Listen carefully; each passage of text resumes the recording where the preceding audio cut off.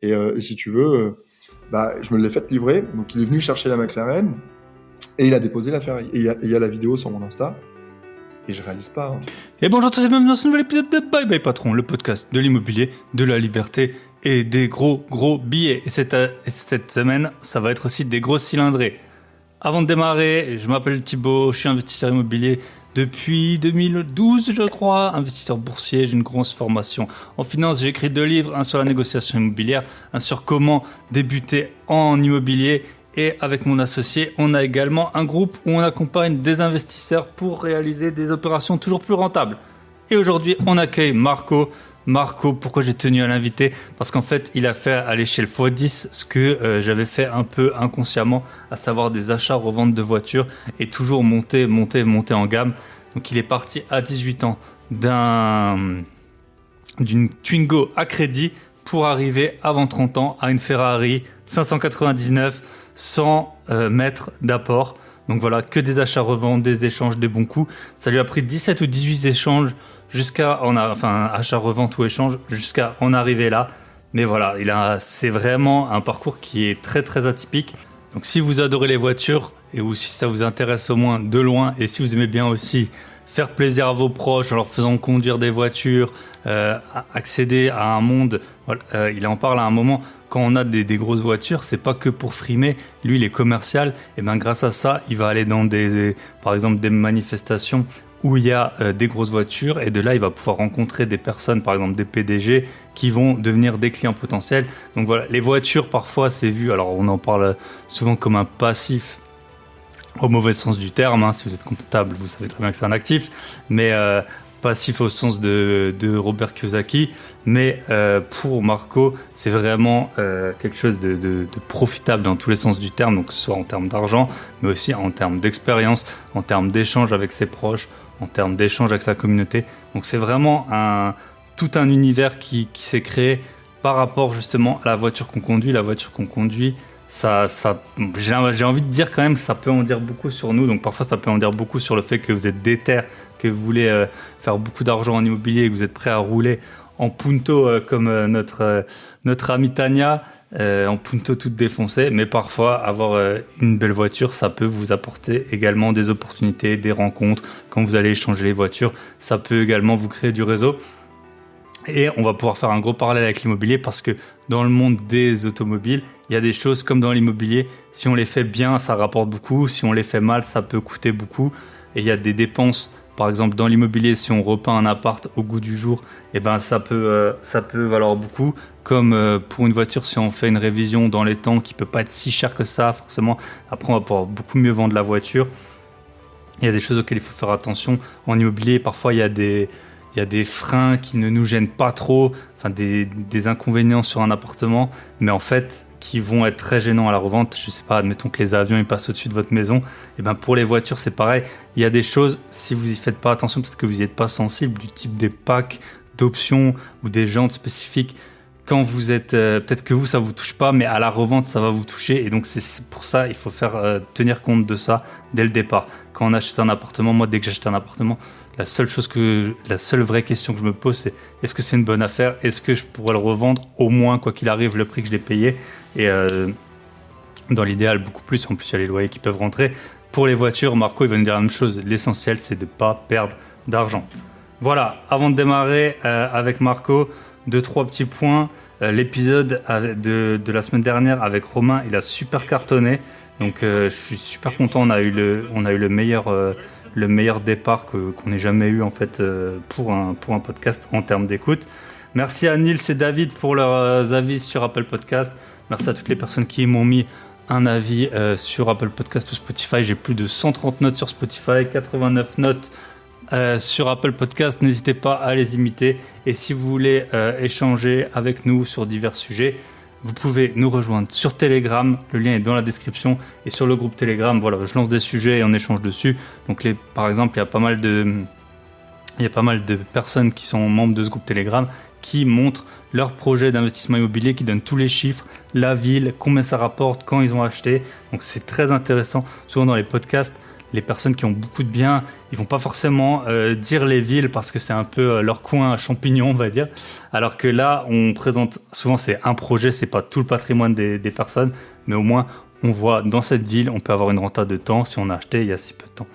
Voilà, il y en a même de Belgique qu'on salue qui présentent leurs opérations.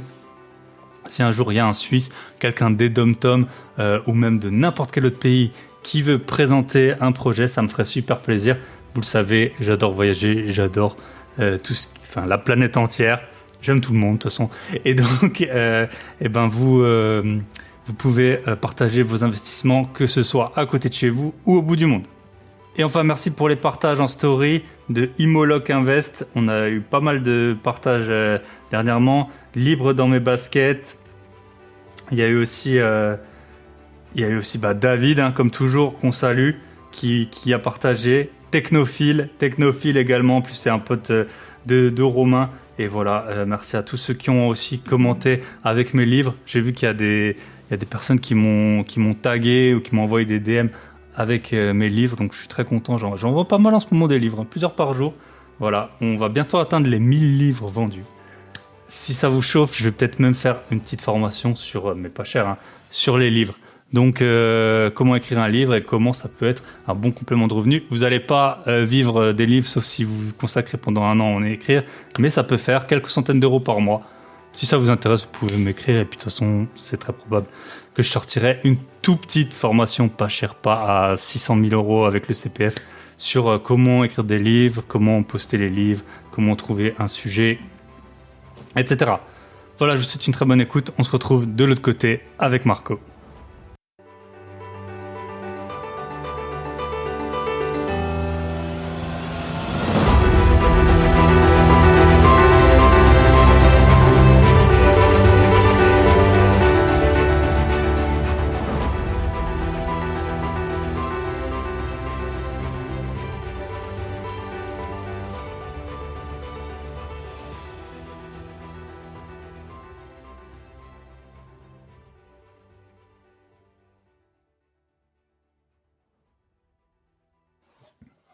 Et bonjour à tous et bienvenue dans ce nouvel épisode de Bye Bye Patron. Et aujourd'hui, on est avec un invité assez exceptionnel, alors que j'ai déniché via Facebook. On est avec Marco. Salut Marco, comment ça va? Oui, ça va et toi? Ça va super bien. On a eu un peu des difficultés pour enregistrer, mais maintenant on y est, on est bon. Donc top. Donc en fait, Marco, je t'ai découvert via des vidéos de Akram Junior. Donc pour ceux qui ne connaîtraient pas, c'est un des youtubeurs voitures les plus connus de francophones en tout cas. Et toi, t'es spécialisé dans les achats, reventes de voitures et t'as pu monter de plus en plus en gamme. Donc moi, je l'avais fait à très petite échelle. Et toi, t'as un peu atteint le Graal que beaucoup de petits garçons, probablement peut-être même de petites filles, voulaient. Donc, est-ce que tu peux nous raconter quel âge t'as, où t'es, parce que ça t'en parle un peu de temps en temps, et puis ton histoire par rapport à ces voitures, d'où t'es parti, et puis jusqu'où t'en es arrivé. Pas de souci, tu vois, donc je m'appelle Marc-Édouard, donc Marin, c'est mon nom de famille. J'ai 30 ans aujourd'hui. J'ai commencé l'achat-revente à 18 ans. L'âge où tu as une voiture, hein, tout simplement. Tu commences à avoir besoin d'aller travailler, d'avoir un bien pour aller à ton boulot ou autre. Et du coup, si tu veux, quand j'ai commencé, moi, à l'époque, à 18 ans, donc j'avais une Twingo. Voilà, j'avais une Twingo et j'avais un rêve d'enfant. J'avais 4-5 ans à l'époque. J'étais à Annecy en vacances avec mes parents et je parlais tout le temps de voiture. Et j'ai vu une Ferrari F40 passer. Et le bruit et cette couleur rouge Rosso Corsa, elle m'a juste interpellé. Elle m'a dit, mais c'est incroyable, comment ce monsieur il fait pour rouler dans une voiture comme ça? Il y a des voitures partout dans la rue, mais pourquoi lui, il a celle-ci? Ouais. Et pourquoi celle-ci, elle m'a autant chamboulé la tête, tu vois? Et là, je me suis dit, mais c'est quand même incroyable. Et j'ai demandé à mon père. Et mon père m'a dit, faut bien travailler à l'école. Donc, tu vois, j'ai grandi depuis. Et je me suis dit, c'est pas juste de bien travailler à l'école. Ouais. Non, ça, on s'en est bien rendu compte. Hein. Surtout si tu veux rouler en F40 aujourd'hui. Ouais. C'est une chose, tu vois, il faut avoir un bon cursus scolaire. Il faut surtout être très malin. Il faut surtout prendre des décisions. Il faut surtout dire, voilà, j'investis, j'achète. Parce que pourquoi passer d'une Twingo à une Ferrari? Justement, 18 voitures. Et là, j'ai déjà le chèque de banque, je vais acheter la 19e cette semaine. Je m'arrête jamais, en fait. Le secret, c'est de commencer un jour et de jamais s'arrêter et d'avoir une méthodologie. Si t'as pas de méthodologie, automatiquement, tu vas mettre un coup d'épée dans l'eau. Et plus tu mets de coups d'épée dans l'eau, plus tu perds d'argent et plus tu perds de l'énergie. Et l'énergie, aujourd'hui, c'est bien plus important que de l'argent. Exact. plus tu pourras aller très très très loin. Et moi, l'ambition, c'est simple. Comment j'ai pu l'avoir? Passer d'une Twingo, imagine, à 18 ans et demi, et échanger contre une BMW Z4. C'est-à-dire, tu as à peine 19 ans, et tu roules en cabriolet BMW de l'époque. Donc, le E89. Et ben là, c'est là que c'est incroyable. C'est-à-dire qu'en fait, tu kiffes, tu profites de ta passion, tu fais profiter aux autres de ta passion, et tu te dis, mais c'est fou. Ça cote beaucoup plus que la Twingo que j'avais. Ça a beaucoup plus de valeur marchande. Donc aujourd'hui, j'ai une valeur que je vais faire travailler. Et donc, je vais très très bien acheter les voitures, et je vais encore mieux les revendre. Je vais gagner 2000 à l'achat et je vais gagner 2000 à la vente. Et je fais 4000 par voiture. T'en fais 5 par an, tu fais 20 000. Ok, super intéressant. Et puis, c'est pas la même chose, 20 000 de revenus et 20 000 de plus-value. Ça fait de l'épargne, quoi. Puisque tu réinvestis la totalité dans chaque voiture, tu n'as pas de bénéfice et tu ne peux pas vivre de ce bénéfice. Ouais, bien sûr. Tu n'es pas un marchand automobile. Tu ne dois pas être qualifié en tant que tel. Tu ne payes pas de TVA, tu t'acquittes pas de TVA, de tout ça. En France, je dis toujours, en fait, pas plus de 5. Je le dis dans ma formation M7 Academy. Il faut savoir qu'il n'y a aucune norme. Tu peux faire autant de cartes grises que tu veux. Mais au bout d'un moment, ça commence. C'est comme pour l'immobilier, les marchands de biens. Ça commence à. Faut pas trop, être sur les warnings. À 15-20 000 euros et que c'est déclaré et autres, bien sûr qu'on va venir te taper au carreau. Mais par contre, si tu fais des petites plus-values et que tu rachètes, tu sais, t'as le droit d'acheter un appartement et de bien le revendre. Bien sûr. Même si t'es en RP, résidence principale, tu payes pas de taxes sur la plus-value, on est d'accord. Donc pourquoi on n'aurait pas le droit de le faire dans les voitures? Après tout, j'ai eu un cabriolet l'été, j'ai voulu m'acheter une voiture berline juste après la sortie de l'été, j'ai gagné un peu d'argent, j'ai réinvesti l'argent. T'es pas un professionnel du métier. En attendant, tu fais grandir donc ton pécule, moi à l'époque mon livret A, parce que j'avais qu'un livret A, et plus ça allait, plus je pouvais plus mettre l'argent sur le livret A. Donc je me disais, faut que je rachète un modèle plus cher, faut que je grandisse sur des modèles de plus en plus gros. Et donc à 23 ans, j'ai acheté ma première Porsche Cayman S. Ok, top. Et là, ça a été, en fait, si tu veux, un moment charnière de ma vie et du parcours automobile. Et je me suis dit, ça y est, j'ai une Porsche. Donc, j'ai un rêve de beaucoup de gens. Mais je vais vendre cette Porsche. Parce que je vais acheter ma première maison. Ok. Je vais très bien la vendre. Je vais mettre 80% en apport dans la maison. Et avec les 20%, je vais racheter une voiture et je vais remonter. 80% de la vente du Cayman, quoi. Exactement. Ouais. Et je vais remonter. Et là, je suis remonté. Ça a repris quelques voitures, mais c'est quand même depuis cette Cayman que je suis remonté à la Ferrari. Donc je l'ai fait 2 fois. Et grâce à ça, j'ai pu être propriétaire de ma première maison à 23 ans. Ah, super intéressant. Ouais. Donc c'était Twingo échangé contre un Z4. Alors Twingo Z4, Mercedes SLK 200 compresseur, noir intérieur beige. Un peu le même genre que la Z4, quoi. Qui plaît énormément pour les voitures de week-end. Ensuite, j'ai pris sur une Audi TT S. Pack, toujours un pack, toujours quelque chose qui fait que la rareté fait le prix. Donc, du coup, la voiture se vend beaucoup plus facilement. Ensuite, je suis passé sur une série 6 BMW 630 Ci. Ensuite, je suis passé sur un E55 AMG Mercedes. Donc, 476 chevaux. Voilà, à 22 ans, du coup, c'est ça? Non, à 20 ans. Ok. Là, j'étais assuré au tiers maxi vol incendie, parce que sinon, je pétais le palier au niveau de l'assurance. Mais en vol incendie, tiers maxi, ça passait. Et puis, c'était des voitures sur certains montants, si tu veux, je pouvais me permettre, on va dire, de prendre des assurances un peu moins élevées, quoi. Et après, donc de la E55, je suis passé sur une BMW Z4, donc les versions un petit peu avant la nouvelle, là. C'est E89, je crois, et E85, c'est la première. Du coup, j'ai eu 2. C'est là que le toit en dur. C'est celle avec le toit. Voilà, avec le hardtop qui rentre dans le coffre. Ouais, exactement. Et après, donc j'ai revendu celle-ci, j'ai acheté ma Porsche Cayman S. Ok. Et chaque fois, t'as pas remis d'argent de ton salaire ou de...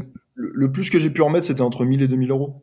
Parce que le but, moi, derrière, c'est que j'étais en alternance. En alternance, tu gagnes 400 euros en contrat d'apprentissage, 800 euros et tu roules un Cayman S. Ouais. Et voilà. Non, et j'avais le Cayman S. Et c'est-à-dire, quand j'avais le Cayman S, si tu veux, je finissais les fins de mois à 100 euros, 150 euros. Et je gardais une enveloppe plus importante pour l'essence. J'avais un appartement en location à l'époque. Et je me disais, mais c'est simple. Si demain j'ai besoin de liquidité, je revends ma voiture. Ouais. Et ça se revend bien. Bien sûr que ça se revend bien. Je l'ai vendu en une semaine à un monsieur qui était sur Agen. Et j'ai toujours des contacts avec les gens à qui j'ai vendu des voitures. J'ai toujours vendu des voitures saines avec exactement les techniques qu'il faut pour très bien acheter et très bien revendre. Ok, ouais. Super. Les clés, toute la technique, la méthodologie, du coup, M7 Academy, j'ai construit en 10 ans. Il faut savoir que moi, j'ai fait 18 voitures en particulier, en perso. Donc la 19e, là, qui va arriver bientôt. Chèque de banque est déjà fait, comme je disais. Et j'en ai fait 48 autour de moi. C'est-à-dire que j'en ai fait à des amis, à ma famille, Ok. à des gens sur Instagram avant de créer M7 Academy ou pendant que je crée M7 Academy. Et aujourd'hui, il y a des jeunes qui suivent mon parcours et qui sont déjà à la 6e en 1 an et demi, qui avaient à l'époque 7 000 euros de budget et qui aujourd'hui sont dans les 30 000 euros de budget. Ouais, top, super intéressant. Ouais, parce que on peut en parler tout de suite. Toi, tu peux, si les auditeurs le souhaitent, tu aides les gens. T'as mis ta méthodologie, c'est en vidéo, je suppose, que t'as mis en vidéo, les étapes par étapes. Mes clips funnels, via des vidéos Vimeo tournées. Et en fait, l'intérêt, c'est que je donne vraiment, en clair, comment très très bien acheter, comment très très bien revendre, quel modèle acheter, pourquoi acheter. Enfin, tu vois, la boucle, elle est bouclée. Et je donne toutes les normes, je donne tous les prix au niveau des CG, les 10 ans pour avoir des CG divisés par 2. Enfin, tu vois, toutes ces petites techniques qui font qu'en fait, les économies que tu fais font que tu vas grandir. Si j'avais perdu de l'argent, je serais jamais monté à la Ferrari, parce qu'il faut savoir que pendant des années, j'ai eu le SMIC. Ah ouais, donc voilà. Je suis passé responsable commercial, mais j'ai été quasiment 5 ans commercial, et j'étais payé à la com. Donc t'es bon, tu gagnes, t'es pas bon, tu gagnes pas.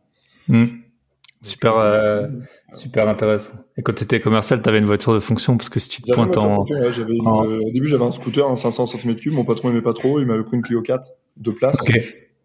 Et tout le monde me disait, mais putain, t'as une Porsche. À l'époque, c'est la Panamera, je me rappelle.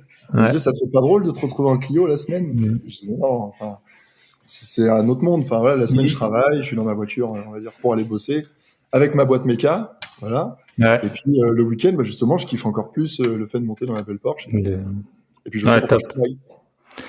Ouais, exact. Super intéressant. C'est vrai que t'as toujours ces deux mondes. T'as le monde professionnel et puis t'as le monde, t'as ton monde privé. Et moi, j'avais un boulot dans lequel les associés gagnaient très bien leur vie et roulaient en grosse Porsche, en 911 et tout. Et tu voyais, et même un peu en dessous, les senior managers, ils en avaient aussi. Et tu voyais que ça grinçait un peu quand ils allaient chez les clients pour négocier les contrats et tout. Après, ça dépend. À l'époque, j'étais en Allemagne, donc ça passait à peu près, mais tu voyais que c'était quand même limite, quoi. Et on leur disait, tu vois, encore, t'as une Audi S5, une BMW M6, ça passe encore, mais quand tu commences à taper dans les Porsche et tout, même si tu vas avoir des gars qui ont des bons boulots, t'as du mal à négocier les honoraires, quoi. Ok. Exactement. Et ça, c'est français, hein. Ça, c'est très français, mais de plus en plus, j'ai mon petit qui arrive. Voilà. Et de plus en plus, si tu veux, c'est que je vois de plus en plus, moi, à l'inverse, des clients qui sont passionnés comme moi et qui s'intéressent à comment j'ai fait et qui me disent, mon fils a quasiment votre âge, il a pas ça, donc dites-moi, quoi. Des clients de ton vrai boulot, quoi. C'est là que j'ai un partage parce que on a une passion qui nous unit, quoi. C'est l'automobile et le fait de je travaille bien, donc je me fais plaisir. Et en fait, moi, je leur dis, non, mais même sans bien travailler, mon boulot me permet de payer la carte grise, quoi. J'ai une enveloppe automobile. Ouais, c'est ça. C'est intéressant. C'est automobile et j'ai une enveloppe juste immobilier, crédit. Et après, par contre, ça me permet d'avoir un taux d'endettement qui est très bas. Et puis, ça me permet de me faire plaisir avec les voitures tout en achetant et en revendant. Et pas plus de 4 par an, quoi. En moyenne, là, je suis à 4. Ouais, au final, là, tu dis que c'était à 19e en 12 ans, donc ça va, t'as pas abusé. Et c'est intéressant, tu vois, j'avais eu un joueur de poker sur le podcast, et lui, il avait dit un peu la même chose. Lui, il avait vraiment une enveloppe poker qui était complètement indépendante de ses revenus. Et puis il m'a dit, sinon tu vrilles, parce que tu vois les montants que tu dois jouer. Donc, ouais, top. Pour capitaliser, il faut savoir faire banque et se dire, allez hop, ça je garde. C'est ça. Et voilà. Et puis petit à petit, tu joues. Super intéressant. Et donc t'as acheté ta maison, donc t'es reparti de. C'était quoi la Caïman? Tu l'as revendu quoi, 30 000 euros, 40 000 euros? 33, acheté 23. Ouais. Et je suis reparti à l'époque avec 10. Ok, ouais. Et là, on voit, tu sais, c'est comme un peu tout dans la vie. C'est surtout tu sais, on dit le premier million est super dur et le deuxième, il est inévitable. Et en fait, là, quand tu repars d'en bas, c'est un peu comme le vélo, quoi. C'est là où c'est plaisant parce qu'en fait, tu sais, j'avais beaucoup d'amis, moi, en soirée ou même de la famille qui me disaient, mais t'as eu de la chance. T'as eu de la chance sur ce coup-là. Tu l'as bien vendu, t'as eu de la chance. 19 fois de la chance, j'appelle plus ça avoir de la chance. Ouais, c'est ça. C'est ça, forcément, quelqu'un qui provoque la chance. Et qui la provoque peut-être de façon un peu plus intelligemment que ce soit juste de la chance. Parce que la chance, on est d'accord que c'est qui tout double. C'est soit je gagne, soit je perds. Et quand tu gagnes 19 fois et que même en ayant des carottes, parce que ça peut arriver, hein, j'ai eu des carottes au kilométrage, j'ai eu une voiture qui avait pas la même année que la carte grise, enfin voilà, des trucs comme ça, et que tu arrives quand même à revendre le prix que tu l'as acheté, donc que tu perds pas et que tu apprends, c'est pas un échec. Justement, tu grandis, c'est exactement ce qu'il faut pas faire pour pas recommencer. Donc non, c'est la technique du chat. Ouais, t'as toujours le système D, en fait. Tu penses toujours comme toi, un appartement, demain, il fonctionne pas, tu le mets en Airbnb, ou si tu le mets pas en Airbnb, après, tu vois, tu le mets en location saisonnière. Enfin, faut toujours penser à la porte de sortie. Exact. Faut jamais y aller tête baissée et dire, bon, allez, c'est bon, c'est sûr, je l'achète pas cher, ça peut le faire. Moi, j'ai vu acheter des voitures tellement, entre guillemets, pas chères par rapport au prix du marché, ou même un embrayage cassé, et je retombais sur mes pieds. Ok, parfois c'est les apports. Moi, j'essaie toujours de les acheter en dessous du prix du marché. Alors, tu calcules la renta, tu calcules un peu tout, mais si tu arrives à acheter sous le prix du marché, bah quoi qu'il arrive, ça se revend. Et que tu sais que le prix du marché peut que monter. Ouais, voilà. Pour l'instant, en tout cas, d'expérience. Hein, donc, après, ça dépend de t'achètes un mètre carré, mais c'est vrai que généralement, on va dire que l'immobilier en France se porte très bien. Ouais. Ouais, surtout en ce moment. Bon, là, on verra bien avec les taux. Ok. Et donc, donc là, t'avais racheté quoi avec 10 000 euros? Donc, avec 10 000, j'avais repris une SLK, 200 compresseurs, mais pas KMG avec les 4 sorties d'échappement, les jantes AC Schneider. Donc, pour ceux qui connaissent, enfin, voilà, c'est des petits détails qui font qu'en fait, quand tu la mets sur le bon coin avec des belles photos, bah, t'es la première SLK vendue de le bon coin. Ouais. C'est le fait qu'aujourd'hui, la personne, elle va regarder les photos, tu sais, on achète une photo avec bien sûr. Enfin, on va dire avec ce portail. Et donc, en fait, plus la photo, elle est belle, elle est bien faite, l'annonce, elle est clean, et elle va englober tout pour assurer, on va dire, le futur acheteur. De un, tu vends rapidement, et de deux, tu vends à ton prix. Ok, super. Parce que toi, en fait, ce qu'il faut, c'est anticiper les questions qu'il va y avoir dans... Toi, il faut que, par exemple, les pneus, il n'y ait pas à les changer, parce que sinon, tu payes ça, tu vas payer ça... le gars, il va négocier 2 fois le prix. Pareil pour les vidanges, pareil pour les... Exactement. Selon certains véhicules, certaines marques, tu sais, les gens, c'est des gens qui ont quand même un peu d'argent, on va dire, et donc ils veulent surtout pas de problème. Donc ils disent, moi, je suis prêt à la vendre, mais par contre, il y aura l'entretien, il y aura les pneus. C'est limite même, la prenez pas cette semaine parce qu'elle est pas encore passée l'entretien. Moi, je veux vraiment qu'elle soit entretenue avant de vous la vendre. Ces gens-là, on a beau dire, c'est, respect, parce que c'est des gens qui fonctionnent bien. Enfin, ils font les choses comme il faut. Mais toi, du coup, ils te régalent parce que, tu récupères un véhicule qui est nickel. Ouais. Donc après, t'as beau rouler 10 000 km avec, si l'entretien c'est tous les 20 000, tu le revends au bout de 10 000 et tu dis il reste 10 000 km après le prochain entretien, t'es tranquille, quoi. T'as rien investi dans la voiture.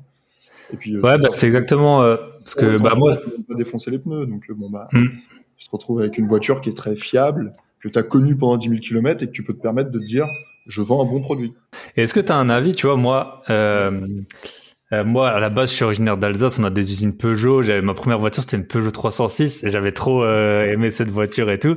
Et après, j'ai plus jamais racheté de voiture française parce que, en fait, moi, je disais toujours que les gens, ils étaient trop pauvres, entre guillemets, ceux qui ont des voitures françaises. Tu peux pas trop les négocier à l'achat. Tu vois, ils sont pas prêts à l'entretien. Vu que c'est des gens qui sont moins aisés que les voitures allemandes, souvent, l'entretien, il a été peut-être moins bien fait ou moins fait. Et après, quand tu veux négocier à l'achat, ils sont plus près de leurs sous. Et toi, là, t'as eu que là, si je me trompe pas, t'as eu que des voitures allemandes, là, depuis, à part la Twingo. J'adore. Ouais. Après, tu vois, c'était quand même une très, très bonne voiture. Et faut savoir que moi, quand je l'ai acheté, en plus, à l'époque, j'avais un petit apport, 3 000 euros, comme je t'ai dit. Et j'ai fait un crédit. Donc, c'est-à-dire, je payais 160 euros par mois. Je bossais à la pizzeria de mon père. Et en fait, je remboursais le crédit et au bout de 6 ans, j'étais déjà à la Porsche Cayman S. Mais j'avais laissé le crédit en cours. Ah ouais. Je peux pas me permettre de le rembourser cash. Donc, je le laisse. Mais en attendant, je sais très bien que si demain je vends cette voiture-là, si je veux, je le rembourse cash. Mais quel intérêt de rembourser un crédit? Il te permet de t'enrichir. À l'instant T, là où tu n'avais pas la somme. Donc justement, je l'ai laissé courir. Et je te dis, il était à 160 euros par mois. Donc quand après j'avais mon alternance, je le payais plus facilement, quoi. Okay. Et l'intérêt, c'est ça, c'est que au moins j'avais une voiture neuve qui démarrait à tous les coups et qui fonctionnait super bien. Mais j'ai vite compris que c'est parce qu'elle était neuve, qu'elle avait peu de kilométrage, qu'elle était encore sous garantie, que je l'avais très bien vendue. Échangé contre la BM. Ça l'avait rassuré, le monsieur. Okay. Par contre, aujourd'hui, dans le marché de l'occasion, vraiment les bonbons, les caramels en vitrine, c'est de la BM, de la Mercedes et de l'Audi. Parce que, soit elle est bien entretenue, soit c'est une voiture qui est fiable. Et ça, faut pas se mentir, les Allemands savent faire des voitures fiables. C'est quand même assez impressionnant. Même si les Français sont bons et savent en faire. Mais t'as quand même plus de chances à gagner de l'argent avec une Audi A3 aujourd'hui, qui coûte le même prix qu'une Clio Estate, Clio 4. Enfin, voilà. Parce qu'on le dit, la Clio, elle sort de la concession, elle a perdu 20%.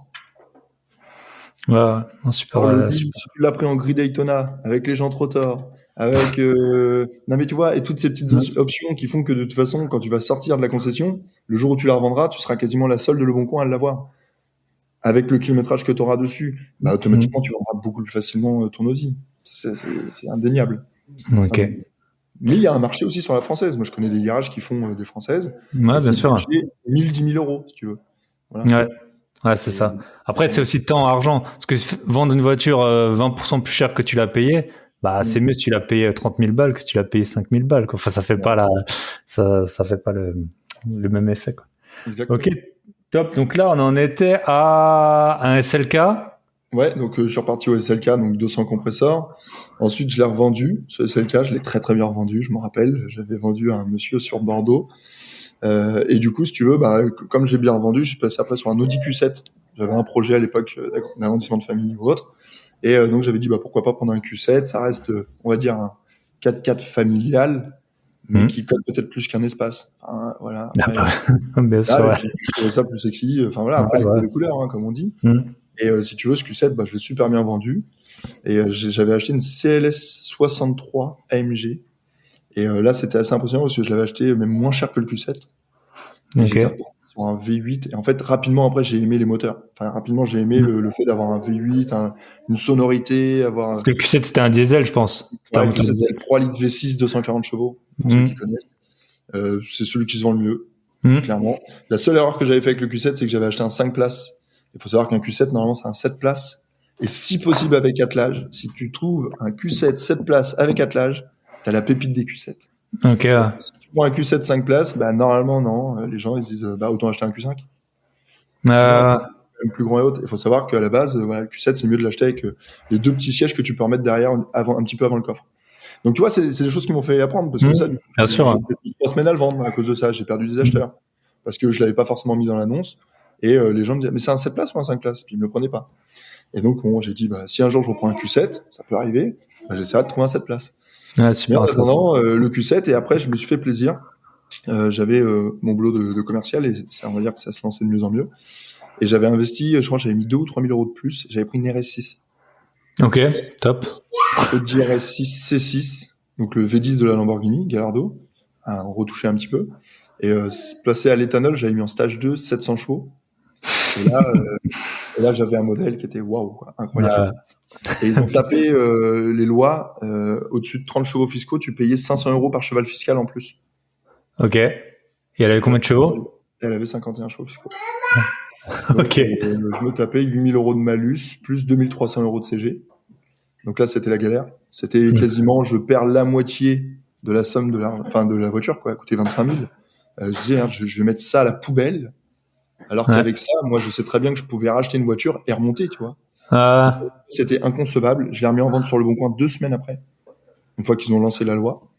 Et je l'ai échangé contre une Panamera, Porsche Panamera 4S. Et, avec une voiture que tu avais payé 25 000 euros, tu as pu avoir une Panamera. La Panamera valait 30. Ok. Et le monsieur, parce qu'elle était en stage 2, parce qu'elle était en éthanol, que ça m'avait coûté 400 euros à le faire en passage éthanol, parce que c'était le gris Suzuka, parce qu'elle avait que tant de kilomètres, parce que de la façon que j'avais fait l'annonce, il m'avait dit, vous en voulez combien? Bah, j'avais dit, c'est le prix de votre Panamera. Elle me dit, non, faut quand même rajouter un peu. J'avais dit, vous savez, j'ai aussi 4 pneus d'hiver montés tout neufs. Marchand, on fait du troc, tu vois. Et on fait comme ça. Et le mec qui m'avait dit, envoyez-moi les jantes, c'était des jantes de RS7 que le mec m'avait donné avec les RS6. Et j'avais dit, vous savez combien ça vaut? Il me dit, non, mais ok, on y va comme ça. Et là, je venais de gagner la Panamera sans rajouter un centime. Et donc, j'étais la chercher dans le Lot-et-Garonne. Et puis après, voilà, ça, j'ai adoré. Hein. Très bon modèle. Bien sûr. Panamera 4S, un peu voiture de PDG, faut le dire. C'est une sacrée caisse. Surtout en 4S, le V8 400 chevaux. Et puis après, voilà, je l'ai revendu. Et très, très bien revendu. Et j'ai pris ma première Aston Martin. La DB9. Et c'est là où tout est parti, où le lancement de cette académie, ou tout ça, parce qu'en fait, on m'a arrêté au feu, on me demandait, tu joues dans quel club de foot? Je disais non, déjà, alors j'ai joué au foot quand j'étais petit, mais je gagnais pas d'argent avec le foot. Mais je peux comprendre, tu vois une Aston dans la rue, un mec assez jeune, tu peux te poser ce genre de questions. C'est tout à fait logique, même normal. Et du coup, j'ai envoyé un message à Kram, Et je lui ai dit, sans le savoir, j'ai acheté une Aston Martin DB9 volante Mansory, qui était l'ancienne d'Aubameyang. Et il m'a répondu. Donc voilà, une voiture de footballeur. Et il m'a répondu sous 15-20 minutes. Ouais. Et il m'a dit, passe chez moi, viens samedi à telle heure. Ok, top. Et mon Insta de 170 abonnés, il est passé rapidement à 10 000 abonnés, avec des DM qui partaient dans tous les sens. Et beaucoup de gens me disaient, mais t'as fait comment? T'as dit chez Akram que t'es parti de telle voiture, là t'en es à l'Aston. Tu peux nous expliquer, tu peux machin. Et donc je répondais à tout le monde. J'avais un temps d'écran par jour sur mon iPhone qui était de 10 heures. Et je déconnectais en fait. J'arrivais à plus donner, l'énergie, quoi. C'était fatigant. Ah, c'est hyper usant le téléphone. Moi, je le vois avec le podcast. Quand j'ai un épisode qui marche bien, je reçois très vite 50 messages. Et c'est ingérable. Hein. Donc, ma femme m'a dit, bah écoute, on va te créer un logo, on va faire tout ce qu'il faut et tu vas lancer le truc un peu professionnel, quoi. Parce que ce que tu fais, c'est professionnel. Quand même, fait grandir de voiture en voiture, sans pour autant avoir eu un héritage, sans pour autant, enfin, c'est ça qu'il faut se dire, c'est que moi, il y a pas, voilà, mes 3 000 euros d'apport à mes 18 ans, quoi. Ouais, non, super. Il a suivi sur un crédit parce que j'avais un CDD et que je travaillais dans une pizzeria. Mais en attendant, le truc, c'est ça, c'est de se dire que rien n'est impossible et que ça se fait étape par étape. Et donc, l'Aston Martin, très très bien revendue. J'ai revendu ma moto, à l'époque, j'avais une moto. Et là, j'ai commencé à chercher des supercars. Je me suis dit, pourquoi j'essaierais pas de m'acheter une supercar? Et j'ai trouvé... Aston, là, t'es déjà à la limite, quoi. Aston, c'est... T'es sur une GT. T'es sur une GT cabriolet, mais ouais, t'es sur un V12 500 chevaux, ouais, c'est quand même assez incroyable comme voiture. Et tu réalises à peine tous les jours quand tu démarres juste le V12. La sonorité, c'est incroyable. Et du coup, j'ai trouvé la moins chère d'Europe, une McLaren. Une McLaren la moins chère d'Europe. Et je me suis dit, comme tout le monde, on pourrait croire que c'est une arnaque. Elle est pas chère. Mais si je vais pas au bout, je pourrais que m'en mordre les doigts un jour. Si un jour je la vois sur le bon coin vendue et je me dis, mais pourquoi j'ai pas été au bout? Et j'ai appelé le monsieur, c'était un Belge. Elle était en Belgique. Je me suis dit, marché belge. Je me suis renseigné. J'ai pris plein d'infos partout à droite à gauche, des forums et tout. Les lois sur les CG à l'époque, ils avaient retiré le malus. Sinon, il y avait 30 000 euros de malus sur la CG pour une McLaren. Donc là, j'avais vraiment une carte grise à 2 000 euros. Donc ça, entre guillemets, ça passait pour ma cagnotte. Et puis, surtout, le Belge, il parlait français. Donc on a parlé, on a échangé, il m'a expliqué, il m'a dit l'entretien. Enfin, on a sympathisé. Moi, tu sais, quand je vends une voiture ou quand j'achète, on parle d'une communauté de passionnés automobiles. J'échange énormément avec les gens. J'essaie même de savoir quel modèle ils ont eu. Enfin, je fais ton commerçant, quoi. Enfin, tout simplement. Et puis en Belgique, enfin, moi j'ai jamais acheté de voiture en Belgique, mais ils ont un Carpass ou un truc comme ça qui garantit assez bien l'entretien. Ça permet de vérifier le kilométrage, entre guillemets certifié, parce que tu sais que pour certifier un kilométrage, il existe tellement de choses aujourd'hui qu'il faut surtout contrôler les passages au contrôle technique. Et quand tu vois qu'il y a 30 000 de plus et que la voiture elle est sortie il y a 3 mois du contrôle technique, faut se méfier, tu vois. C'est plein de petits trucs comme ça. Donc ça, je donne tout dans ma formation. J'explique comment vraiment éviter les carottes au kilométrage, parce qu'il y en a quand même quelques-unes. Et le Carpass, qui te protège quand même pas mal. Et en France, il y a pas mal de logiciels comme Istovec ou Car Vertical. Ok. Et puis après, quand tu achètes le modèle et que tu achètes la voiture, c'est aussi une fierté d'appeler la marque et de dire, je vais être client chez vous. Et donc, tenez le numéro de châssis, parce que je vais venir l'entretenir chez vous, donc j'aimerais en savoir un peu plus sur la voiture. Mais ils te répondent sans problème. Et tu en apprends encore plus sur le véhicule. Et plus tu as d'éléments, plus tu te dis j'achète pas. Et t'en gardes 2-3. Comme ça, au moins, si t'en as une qui tombe à l'eau, t'en as encore 2. Tu perds pas de temps. Ah, 2-3 voitures sous le coude. Ouais, tu t'en travailles 2 à 3. Ouais. Ça te permet comme ça de pas perdre de temps, parce que sinon tu repars à zéro à chaque fois et c'est démotivant. Moi, en fait, ça m'est arrivé il y a pas longtemps avec 2 appartes. En fait, j'ai fait des offres sur 2 qui ont été, une a été acceptée assez vite. Et du coup, c'est vrai que l'autre, je me suis un peu moins, je l'ai un peu moins cherché, tu vois, parce qu'en fait, j'attendais que le mec me réponde et tout. Et au final, l'appart, il m'est passé sous le nez, mais parce qu'en fait, j'avais eu l'autre, tu vois, j'étais plus needy, voilà. Et c'est vrai que je m'étais dit, vas-y, j'envoie 2 offres, il y en a sûrement une qui va passer. Si j'ai les 2, j'ai les 2. Si j'en ai qu'un, je serais déjà content. C'est déjà une victoire. Et avec les voitures, c'est sûr que j'avais pas pensé à faire. En fait, c'est une méthodologie et c'est une méthodologie pour pas perdre de temps. Des fois, j'achète une voiture en 1 heure. C'est-à-dire qu'en 1 heure, j'ai déjà le prix de la carte grise, donc je peux déjà rapidement savoir à peu près l'argent que je vais pouvoir investir, mais combien je vais gagner à la sortie. j'ai déjà l'assurance et j'ai déjà le chèque de banque en moins de Ok. temps. Parce que bon, Super. après mon banquier il est habitué aussi, parce que je suis assuré chez mon banquier. Mais l'intérêt c'est ça, c'est que ça va vite parce qu'une affaire ça part très vite quand c'est une bonne Ouais, bien affaire. sûr. Ça Surtout part si c'est très, une bonne très, très affaire. vite. Et quand tu analyses un marché et que tu vois que les voitures, il reste 7 jours, tu te dis, mais pourquoi j'achèterais pas ce modèle? S'il reste 7 jours, ça veut dire que c'est un modèle qui plaît. Et c'est des éléments. Et pourquoi j'achète la première page Le Bon Coin? Je suis fou. J'achète un mec qui est sûr de lui, qui vient de vendre et qui a plein de touches. Je vais acheter en 4e, 5e page, là où les gens savent pas vendre, là où les gens n'arrivent pas à vendre. Et là, je vais Ah, négocier. Et là, je vais faire de la grosse négo. Et oui, tu super. vois, Ouais. c'est des techniques comme ça. Ah, c'est ça. Et toutes ces techniques-là font que, de un, tu vas acheter rapidement, de deux, tu vas avoir la pépite, la voiture qui va être juste parfaite. Et en fait, j'arrive à segmenter sur Le Bon Coin, parce que c'est surtout Le Bon Coin, moi, que j'achète. J'ai fait une fois Autoscout 24, une à deux fois. C'était la Ferrari et la McLaren. Parce que sur les modèles comme ça, c'est exclusif. Mais sur les autres voitures, je fais que Le Bon Coin. Et c'est de se dire, voilà, j'ai 600 voitures sur ce modèle-là. Je vais segmenter de façon à qu'il n'y en ait plus que deux. Ok. Et sur les deux, il va en rester plus qu'une, parce que j'ai pas l'argent pour en acheter deux. Ouais, Donc, bien je vais sûr. acheter la dernière qu'il fallait sur les 690. Tu vois, Ouais, c'est marrant, il y a des effets de masse, des effets comme je vois un peu pour les apports, les voitures, ça fait longtemps que j'ai plus fait, mais je faisais un peu, oui, les mêmes techniques, les trucs qui traînent depuis longtemps, voilà, où tu fais des offres un peu massacrées, les photos qui sont pas bonnes, ou les voitures où il n'y a pas de photos, ou les trucs comme ça, t'oublies, c'est comme un bien immobilier, c'est comme tout ouais. ça. On a besoin au moins d'être séduit sur 3 photos. Après que tu payes pas le pack photo, je peux comprendre. Ça sert à rien de montrer complètement le modèle. Si le monsieur il veut avoir plus d'éléments, il te demande, et comme ça, au moins, tu as un contact, et tu peux l'appeler. Et c'est là où ça se fait. Mais après, déjà 3 photos, 3 quarts avant, 3 quarts arrière, et puis l'intérieur bien fait en grand angle. Et le tour est joué. Hein. Et même pour une Ferrari. Hein.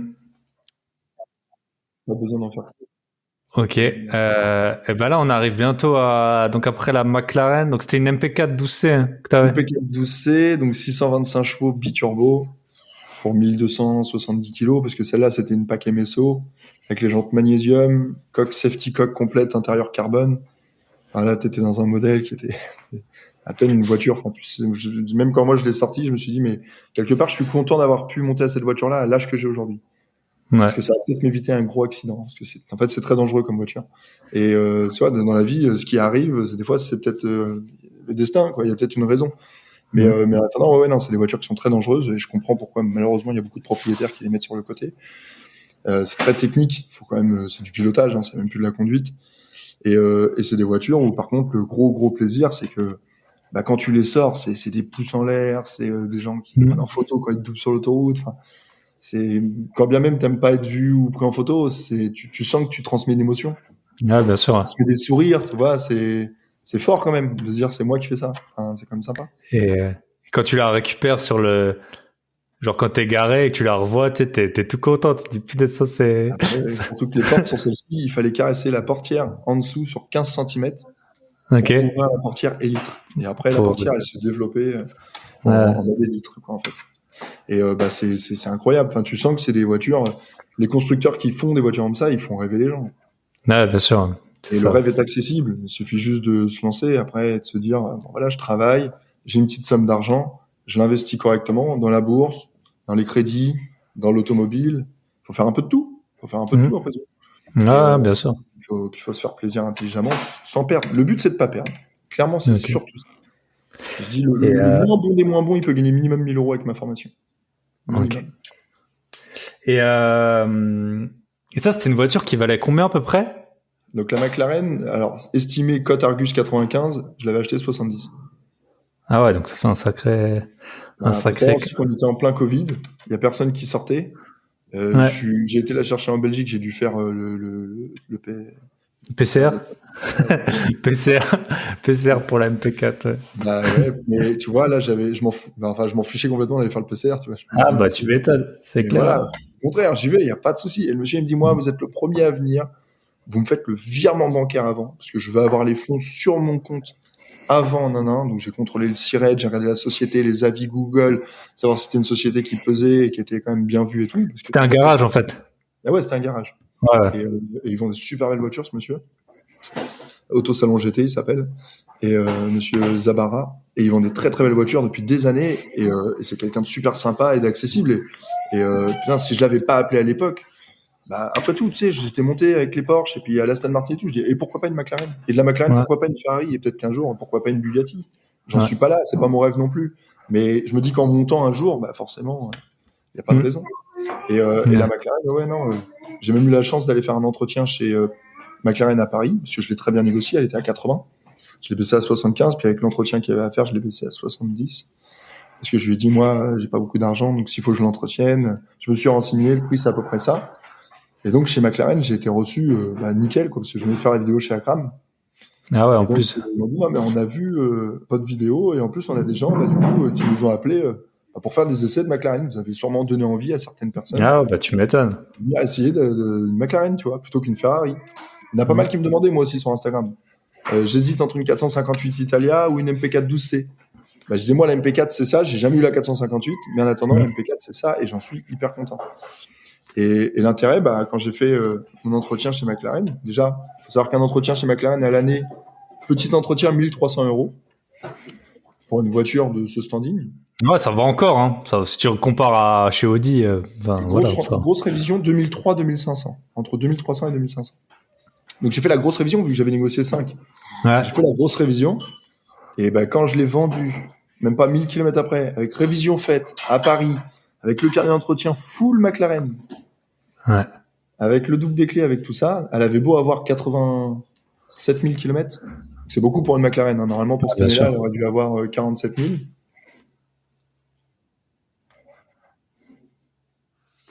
C'est, tu vois, comme quoi, c'est plein de petits trucs qui fait que tu peux que tomber sur tes pieds et même Top. gagner beaucoup d'argent. Donc t'as roulé en McLaren pour moins cher que zéro, quoi, hein. C'est ça la beauté du truc, quoi. Ouais, Si vous roulez en Renault Mégane, ça va peut-être vous coûter 5 000 € par an. Bah là, en McLaren, ça coûte moins que zéro, quoi. bah, c'est quand même- ça. Et en fait, tu sais, il y a une vieille phrase qui dit l'argent va à l'argent. Et Ouais. c'est vrai sur un sens, parce que, entre guillemets, même quand tu as une très belle voiture et que tu vas te balader, je sais pas moi, dans un réseau ou un raceau de voitures, bah, tu as des chefs d'entreprise qui ont des très belles voitures. Et ils te posent des questions, ils te demandent ce que tu fais dans la vie et tu fais du business par-dessus ça. Et ça crédibilise encore plus ta personne. Enfin, c'est fou de dire comment ça te met sur un statut, en fait. Ça te met sur un statut. Et moi, en fait, l'automobile, au début, ça me faisait peur et je déclarais pas par rapport à mon boulot. Et en fait, j'ai eu tort parce que je travaille, j'ai beaucoup de clients qui savent exactement ce que j'ai comme voiture, ce qui me croisent. Donc, je leur dis bonjour. Je tournerai la tête pour dire, ah, vous m'avez pas vu. Aucun intérêt. Et quand ils me posent la question, mais je leur dis sans problème comment j'ai fait. Parce qu'il n'y a pas de tabou là-dessus. Moi, je pars du... En France, on a trop de tabous sur l'argent, alors que pourtant, à l'école, on nous apprend à être bon, on nous apprend pas à gagner de l'argent. Ça, c'est dommage. Et on nous apprend pas surtout à comment l'investir.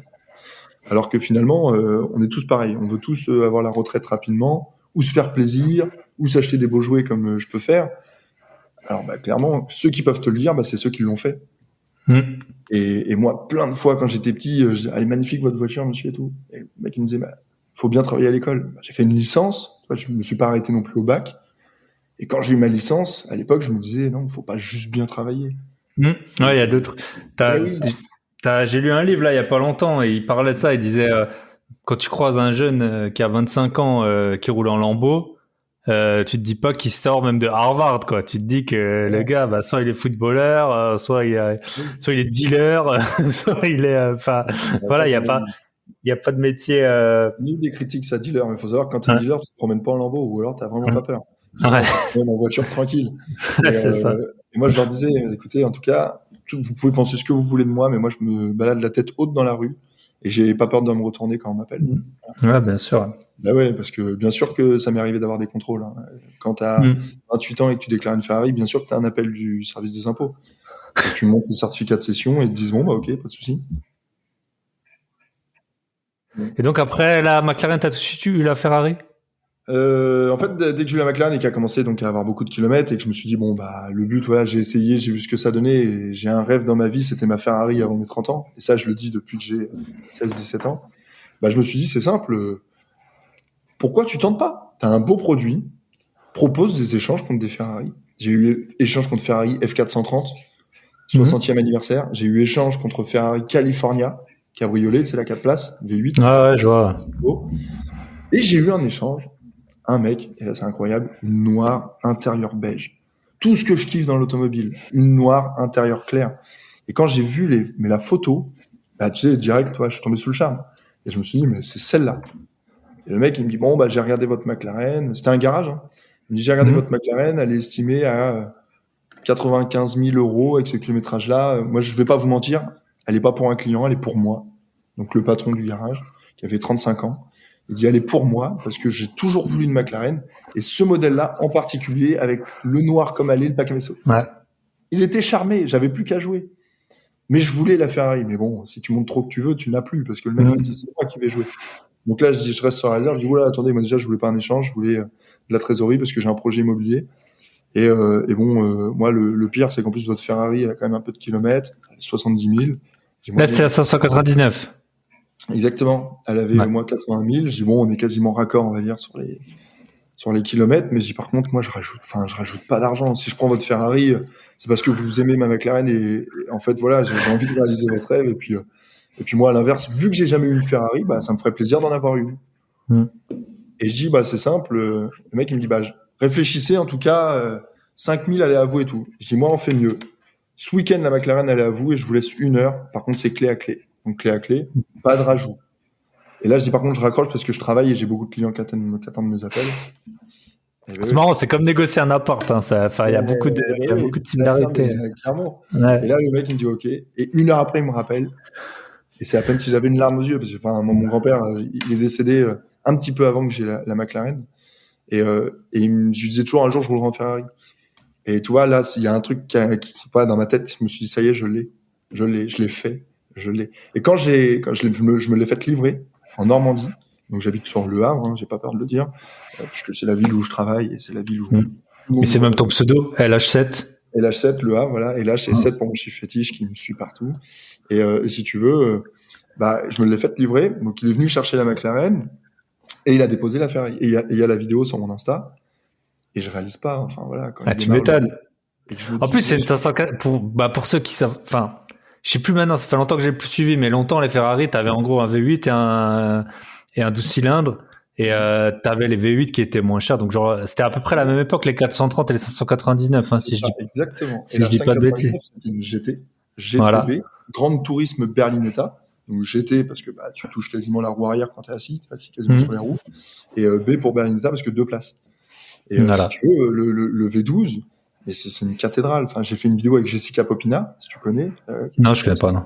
Anciennement, je sais qu'elle a fait pas mal de reportages dans l'automobile à l'époque à la télé. Et tu regarderas, c'est J'essaye ta caisse. Ah oui, je connais, oui, la chaîne. Ouais. Ok. Ça faisait 4 jours que j'avais la voiture. Et je l'appelle et je lui dis, c'est dommage, j'ai plus la McLaren pour tourner la vidéo. Mais maintenant, j'ai une Ferrari 599 GTB. Elle dit, je t'attends. C'est fou. Comment ça se fait que tu changes autant de modèles? Elle n'a pas eu la Stone, elle n'a pas eu la McLaren, mais elle a eu la 599. Ouais. 4 jours après, je lui prête et elle me dit, mais c'est incroyable, tu me prêtes ton rêve de gosse alors qu'on se connaît que depuis 2 heures. Et je lui ai toujours dit, un rêve ou une passion, ça se partage. Ça s'explique, ça se fait ressentir.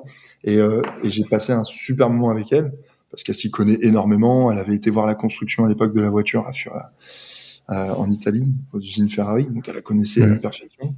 Et là, elle l'a réessayé et la vidéo, elle donne la chair de poule parce qu'on la pilote super bien, elle ou moi, et on se fait vraiment plaisir sur sa route fermée. Et voilà. Et c'est là où on se dit que, à l'époque, voilà, je me disais, ça y est, je suis arrivé à la Ferrari. C'est quoi demain? Demain? C'est ça. Demain, c'est de continuer. Et donc, j'ai eu un petit bébé. On l'a un peu entendu. Donc là, t'avais la Ferrari, t'avais quoi, 28 ans, 29 ans? 28 ans, je l'ai eu. Et je l'ai revendu à 29 ans. Et donc, quand j'ai eu le petit bébé, donc du coup, j'ai dit, la Ferrari, je suis tout seul. Madame, elle est derrière en voiture quand je dois aller la montrer ou autre, ou tu sais, elle a le week-end chez la famille ou quoi. Enfin, c'est pas pratique, quoi. Enfin, bien sûr. Une voiture familiale. Donc, ça a beau être mon rêve, mais en attendant, il est dans le garage et j'en fais pas profiter ma famille. Donc, aucun intérêt. Donc, je l'ai vendu et je l'ai échangé contre un Levante, plus de l'argent. Donc, j'ai un Maserati Levante aujourd'hui, familial. Et avec l'argent que j'ai récupéré, j'ai racheté une autre voiture que je viens de revendre. Comme ça, maintenant, je fais de l'achat-revente avec la deuxième voiture et je garde la voiture familiale. Et je remonte avec la deuxième voiture. Ok. Et c'était quoi cette voiture-là que tu as acheté revendue? Là, j'avais une SLK 55 AMG. C'était la SLK 3 V8 Atmo 421 chevaux. Donc, j'ai touché vraiment une très très bonne affaire. Donc, je l'ai bien revendue. Et là, je devais racheter Un très beau modèle aussi. Je le dis pas parce que il est pas encore déclaré dans ma communauté. En tout cas, je peux juste dire que c'est une marque prestige et pas premium. Et que bah voilà, ça va se faire. Là, le chèque de banque est fait, il n'y a plus qu'à avoir la date pour aller la chercher. Top. Voilà. Et donc je continue et j'ai plusieurs objectifs en tête. Racheter une Ferrari familiale. Donc vendre tout. Ouais, voilà, une FF. C'est ça. 60 chevaux V12 quattro, enfin 4 motrices. Ouais. Je trouve ça incroyable comme voiture. Le compromis de la supercar familiale, enfin j'adore le concept. Et la preuve, c'est que c'est une voiture qui cote super bien et qui se vend très très bien. Et puis à l'avenir, quand je pourrais au mieux du mieux, à une Aventador, taper du Lamborghini, parce que j'ai jamais eu Lamborghini. Donc, c'est peut-être un objectif à aller. À 30 ans, t'as pas eu de Lamborghini. Punaise, c'est quand même scandaleux. J'ai failli faire 2 échanges à l'époque contre des Gallardo, LP520 et LP560. Et j'ai jamais fait. Et si ça s'est pas fait, c'est qu'il y avait des raisons. C'est qu'on me proposait un autre échange mieux après, ou que je vendais mieux après. Et ça s'est pas fait. Bon, voilà, ça s'est pas fait. Mais pourquoi pas une Huracan aussi, qui me plaît beaucoup. Ouais. Mais j'aime aussi les voitures qui ont de l'histoire. J'aime beaucoup aussi les voitures qui ont plus de 10 ans, qui ont des vieux moteurs, enfin, tu sais, tu les démarres, ils font jamais le même bruit. Enfin, tu sens quelque chose, la voiture, elle te transmet une émotion. Et ça, j'adore aussi, tu vois. Plus que des voitures trop modernes, avec les échappements complètement calfeutrés. Bah, l'automobile d'aujourd'hui, ça devient un peu triste, tu vois. Donc, bien sûr. Ça sort plaisir avec les jouets de l'époque qui nous faisaient rêver. Ouais, c'est ça. Je pense que là, on est dans un âge où on peut en profiter et où on peut, avoir peut-être dans 10 ans, 15 ans, 20 ans, ce sera plus compliqué, hein. Et puis, il y a 10 ans, on n'avait pas d'argent, donc, voilà. Et, ouais, bah, là, on a fait un bon petit tour de ton parcours. J'ai quelques questions sur les voitures en tant que telles. Donc, est-ce qu'il y a est-ce que les couleurs, c'est important? Oui. Je pense, la réponse, c'est oui. Noir, selon certains modèles. Alors, Rosso Corsa pour une Ferrari, bien sûr. Jaune pour une Lamborghini ou le jaune Modena pour une Ferrari. Mais en attendant, le blanc d'une Audi est magnifique avec les jantes noires qui vont bien. Par contre, une Mercedes, c'est noir. Je suis désolé. C'est noir ou au moins gris montagne, quoi. Le gris un peu anthracite. Faut aller sur du modèle quand même assez, qui se vend facilement, tu vois. Après, plus tu vas spécialiser, plus tu vas personnaliser un véhicule, moins tu vas le vendre. Ouais, bien sûr. Ouais, tous les gens qui ont fait un peu ta cible d'acheteur, plus tu vas galérer à vendre. Alors, tu pourras jouer avec 2 acheteurs, un acheteur, mais plus il pourra jouer aussi avec toi, et plus toi, tu pourras aussi être un petit peu à cran en disant, putain, ça fait 1 mois qu'elle est en vente, quoi. 1 mois et demi. Tu vois? Et la Aston Martin d'Aubameyang, très belle, en noir, en trim blue, magnifique, enfin, rien à dire. Mais par contre, j'avais fait un covering pour protéger la peinture, en alu brossé. Alors, c'était magnifique, hein. Mais quand plein de fois, des gens m'appelaient, ils me disaient, mais elle est comment en dessous? Vous avez caché des rayures. Puis maintenant, elle est grise. Elle était plus belle en noir. Si vous voulez, je le retire. Non, le retirez pas. Si je la prends, je l'achèterai comme ça et je verrai si ça me plaît. Ok. Et là, tu vois, t'apprends et tu te dis, bon, ok, d'accord. Plus je personnalise, plus je galère. Par contre, plus je personnalise dans ce que les gens aiment comme voiture, Audi S-Line, avec pack S, pack RS, M pour BMW, Mercedes AMG, pack Fascination, AMG Line maintenant, plus là je vais dans le modèle sexy. Et plus tu vas dans des gens qui sont prêts à un peu passion, quoi. Plus tu as des gros mots. On a vu, tu as eu t'as eu 2 SLK55. Passion, coup de cœur rapide. Un vrai acheteur, il parle pas trop. Il fait pas perdre trop de temps. Un vrai acheteur, tu l'entends au téléphone qu'il a qu'une envie, c'est de te donner le chèque de banque et repartir avec. Ça s'entend. Et ça, dès le début, tu sens quand tu perds ton temps avec des gens ou pas. Ouais. Mais c'est vrai que tu vois, la couleur, moi j'ai eu, alors ça fait quelques années, j'avais une A3 cabriolet blanche. Et moi j'étais très content avec cette voiture. Et tout le monde me disait c'est une couleur de femme. Et moi c'est vrai que je sais pas, je l'avais acheté à une femme, c'est vrai. Et après quand j'ai voulu la vendre, j'avais que des femmes qui venaient. Et elles avaient trop peur que je les arnaque, quoi, en fait. Ou alors elles venaient avec un pote garagiste qui me disait que la voiture allait tomber en panne demain, tu vois. Et ça m'a rendu fou. Et alors que j'ai une Mini, que j'ai vendue à un gars, tu vois, j'avais une Mini à un moment, ça a été très bien. Mais ça m'a bien servi de leçon, quoi. Mais pour autant, t'as pas perdu d'argent. Non, j'avais pas perdu d'argent dessus, non. Donc, ouais. Voilà. Mais c'est vrai que le blanc Ibis, c'est que sur certains modèles. Si on nous dit, moi j'ai eu une blanche, c'était une Audi RS6. Bon, voilà, une GR6 en blanche. De toute façon, déjà, le mec, il cherche une RS6, donc qu'elle soit blanche, grise ou noire, il en veut une. Il n'y en a pas beaucoup, ouais, c'est sûr aussi. On reste c'est une C6, tu vois, avec le V10. Enfin, on reste sur des modèles comme ça. Donc là, déjà, tu le scotches comme ça, puis alors, pack carbone à l'intérieur. Là, c'est bon, coup de cœur fini. Ah, c'est très intéressant, les packs et tout. Et moi, j'ai un pote. Ouais. Même une paire de jantes. Hein. Ouais. Et j'ai un pote, il connaît rien en voiture. Il avait une série 1 pack M, là. Et quand j'ai vu à quel point il l'a vendu facilement à un gars qui n'avait pas d'argent, hein, faut dire ce qui est. Enfin, genre, il m'avait dit, j'avais été chez lui, c'était un mec qui mettait tout son argent dans la voiture. C'était sa raison de travailler. Ouais. Donc, ouais, super intéressant. La boîte, je suppose que c'est important aussi. C'est une boîte auto, boîte méca. Beaucoup boîte auto, palette au volant. Beaucoup. Ouais.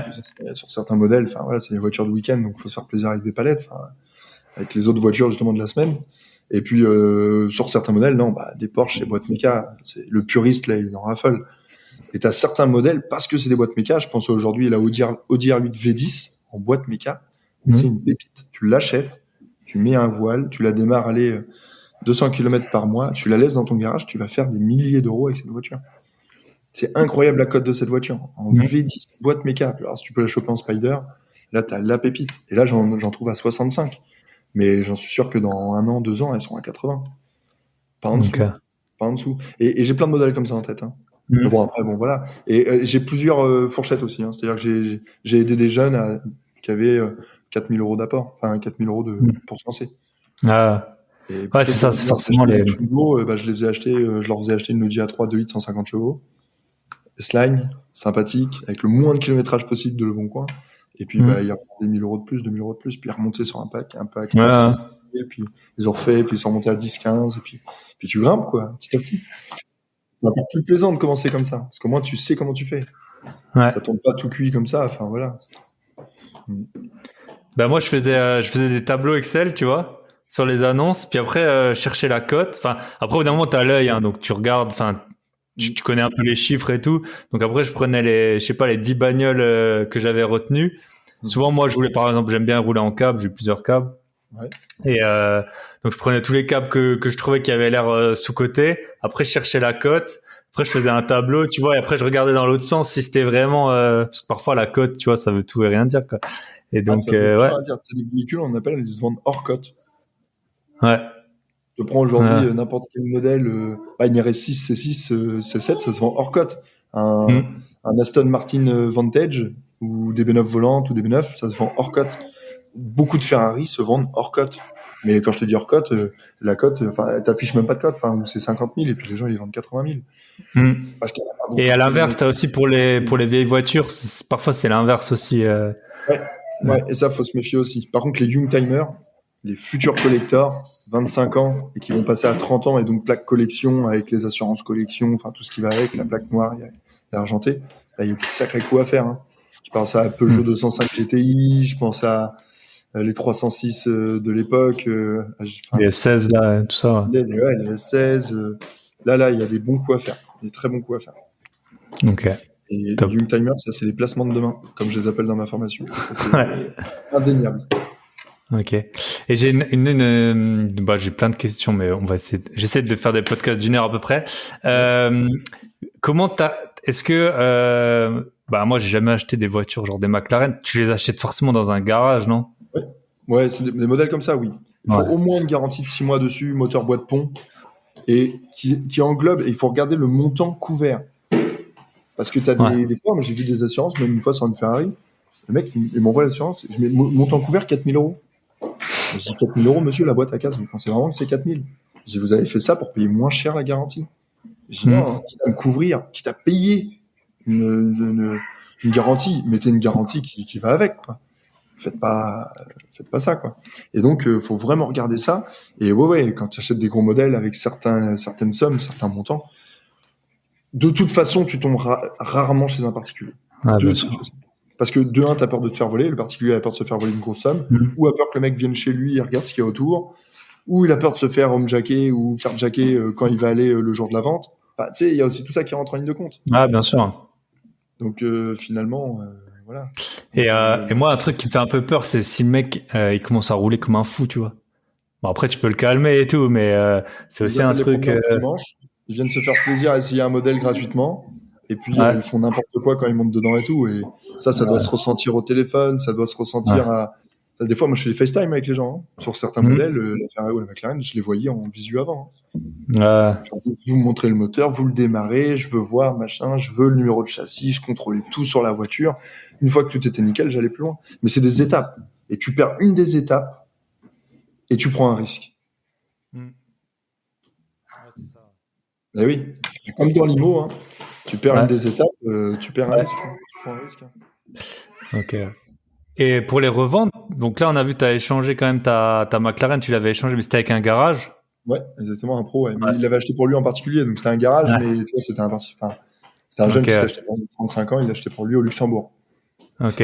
Et l'Aston, tu l'avais vendu à Toulon, dans le sud de la France. Tu l'avais vendu. Ok. Je l'avais acheté. Tu l'avais acheté dans le sud du nord, moi, nord de la France. Ok. Et tu l'avais vendu toi-même? Ouais. Il voulait me l'échanger contre sa Nissan GTR. J'ai rien contre ce modèle, c'est un beau modèle aussi. Et puis finalement, j'ai dit non, elle m'intéresse pas votre GTR, et puis j'ai une unique, donc je sais qu'elle va se vendre. Et il m'a rappelé 2 jours après, il m'a dit bah, je vais être franc, mon fils vous suit sur Insta. Ah ouais. J'ai vu la voiture, j'ai vu tous ces gens là qui mettent les j'aime, qui tout ça. Enfin, on sent que votre voiture, elle a une histoire, elle a quelque chose à transmettre. Et le mec m'a dit mais même pour faire plaisir à mon fils, je vais vous la prendre. Ok, top. Et puis donc, il l'a acheté comme ça, en connaissance de cause, en sachant que j'avais été chez Akram avec. C'est là où c'est beau aussi, tu vois, j'avais pas besoin de me cacher. Super intéressant. Donc ça, j'ai vu, les vérifs. Donc toi, tu t'assures que les entretiens, ils sont faits. Que... Technique. Ouais. Les ateliers qui me valident. T'as eu des problèmes sur des voitures? Moi, j'ai eu une boîte morte, PDK, sur la Porsche Panamera. Alors moi, j'ai eu une bonne garantie Opteven de 8 000 € couvert. C'était 10 000 € la boîte. Ils ont pris 8. 6 mois de dossier, 6 mois de montage. Monter le dossier avec l'expert et tout machin. Donc j'ai bien pris cher.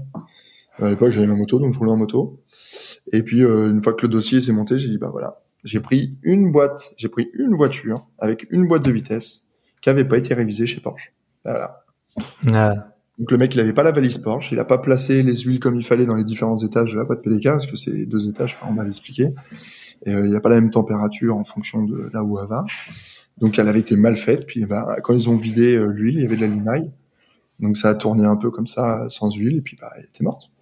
Voilà. Donc échange standard.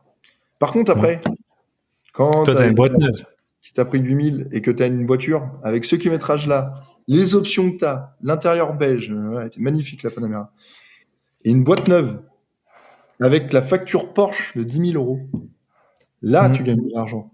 Là, tu gagnes beaucoup d'argent. Tu gagnes pas le prix de la boîte, mais pas loin. Ouais. Ok, très intéressant. Ouais. Et tu te dis, tu vois, parce que parfois, moi, j'ai l'impression quand je dis tout ce qui a été fait sur une voiture, les gens, ça les fait un peu flipper. Alors que non, ce qui est fait n'est plus à faire. Ouais, mais t'en as, tu vois, ils se disent, c'est un peu, moi, j'ai déjà remarqué ça, tu vois, par exemple, au moins dans l'annonce, je sais pas, il y a des choses que j'avais changées, que je mentionnais pas, tu vois. Il y a des critères de base. Ta voiture, je sais pas, moi, t'achètes ton A3 cab à l'époque, elle a 90 000 km. 90 000, elle a fait que les entretiens courants. C'est une bonne série. Une bonne série puisqu'elle a pas eu de grosse casse. Donc, c'est logiquement une voiture qui est en bonne santé. Après, tu vois que elle a fait, je sais pas, moi, à 70 000 km, la vidange de boîte, tous les trucs un peu chiants, quoi, les trucs qui coûtent un peu d'argent et qui coûtent un peu plus cher chez Audi. Bon, ça a été fait. Donc, tu regardes, tu sais bien que c'est tous les 60 000 ou sur certains modèles tous les 90 000. Tu sais que t'as pas ça à faire, que toi, tu vas rouler que 10 000 km avec. Quand tu vas la revendre, tu sais que ça t'auras pas de souci avec ça. Alors, en plus, quand le mec t'a changé les pneus, les consommables, disques, plaquettes, mais là, t'as une pépite. T'as une voiture, c'est limite, tu la mets dans une concession, tu fais un petit traitement céramique ou un lustrage qui va te coûter 200 €, et le mec, il a l'impression d'acheter une occasion neuve, état concours. Ouais, c'est la seule Bon Coin, et c'est la mienne. Ouais. Et là, là, tu fais ta plus-value. C'est comme les appartes. La bonne peinture refaite au bon endroit, les meubles, même si tu les vends pas avec, qui sont bien et tout, et voilà. Exactement, tu mets en scène, tu crées le coup de cœur. Ouais, super. Tu vois, mais tu retrouves beaucoup de similitudes finalement avec ce que tu fais toi dans l'IMO. Non, mais Mais dans une méthodologie dans l'automobile. Ouais. Et voilà. Mais par contre, dans l'IMO, je sais que c'est aussi un très très bon milieu et une bonne façon de faire. Puis c'est une valeur sûre parce que la pierre en France, c'est juste incroyable. Même le locatif, saisonnier ou autre. Mais voilà, je fais un peu de tout. Ouais, c'est un peu les stratégies. C'est vrai qu'il y a beaucoup de stratégies qui se ressemblent. Tu vois, par exemple, moi j'ai un appart, il est un peu, je le sais, c'est genre mon appart le plus pourri, on va dire. Bah, il est largement vivable, bien mieux que quand j'étais étudiant. Mais la salle de bain, elle a peut-être 20 ans. La cuisine, pareil. Et à un moment, j'hésitais à le revendre ou le relouer. Et j'ai bien vu que j'arriverais pas à le vendre sans les refaire, tu vois. La salle de bain et la cuisine.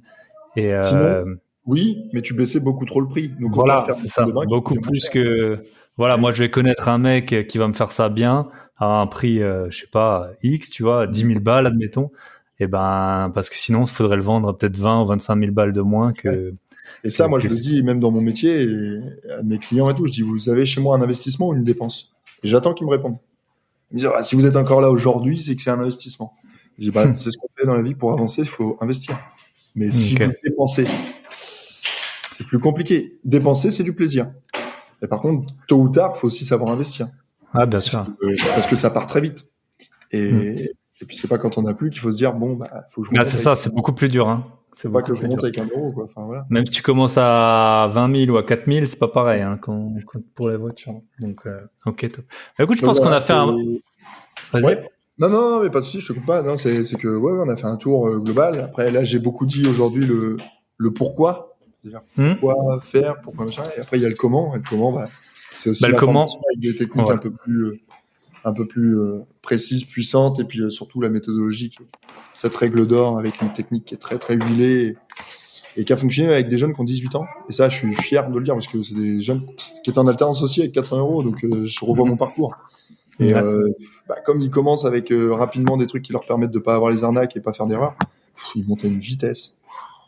J'ai même peur pour puis ils ont le temps. Toi, t'as un enfant, moi, j'ai les appartes, voilà.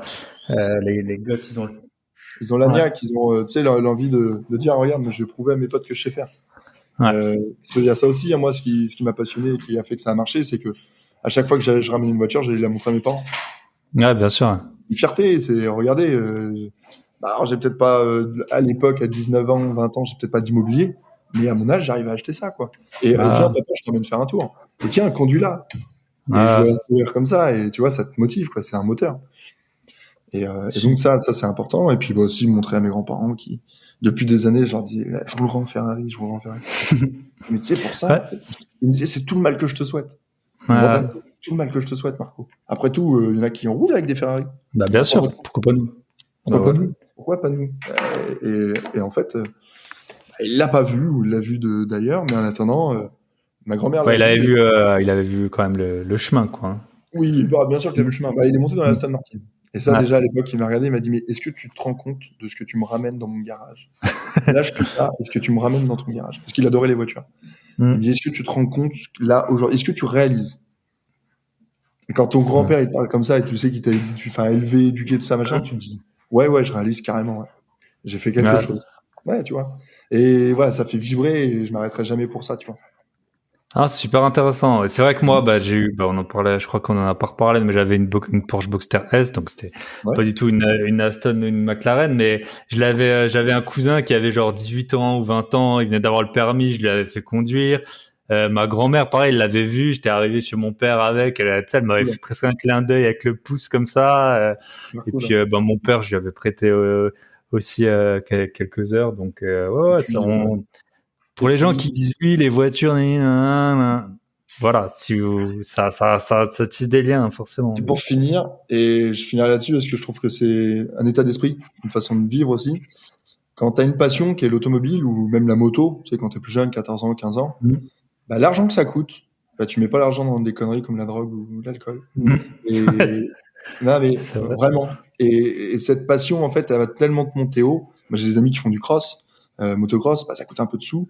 Mais c'est des mecs qui ont toujours bossé comme il faut, ils ont toujours acheté les bonnes motos, ils ont toujours bien vendu les bonnes motos. Tu sais, ça leur a donné une ligne de vie qui était la bonne, entre guillemets, parce que Bah oui, c'est une passion qui coûte un peu d'argent. Donc comme elle coûte de l'argent, bah tu fais pas le con. Tu vas moins dans ces délires-là. Et puis les gens qui ont des belles voitures, rarement sont des gens qui perdent leur argent dans des conneries comme ça. Mm. Ouais, Ils super. savent ils savent ce que c'est que 100 euros. Hein. 100 euros investis, c'est 1000 euros. Bah, j'ai une petite question pour clôturer, justement. Si je te donnais 100 000 euros, là, tout de suite, Tout de suite. qu'est-ce que t'en ferais? Alors, tout de suite, 100 000 euros. Comme je t'ai dit tout à l'heure, j'achète la V10 Audi R8 Spider à V10. 65 000 mais je sais très bien que dans moins d'un an, elle a pris 10 facile et qu'en plus, c'est un kiff à rouler. Et avec les autres, avec l'argent restant, vu qu'il y a 30 000 euros, je fais en sorte de faire, 2 crédits pour acheter du locatif. Combien ça coûte à Le Havre, là? Moi, je connais pas bien le marché. Le Havre, en moyenne, t'es entre 2500 et 3500 euros du mètre carré. Ok. En moyenne, et on arrive encore à choper à 2500, et 2 ans après, tu revends à 3500.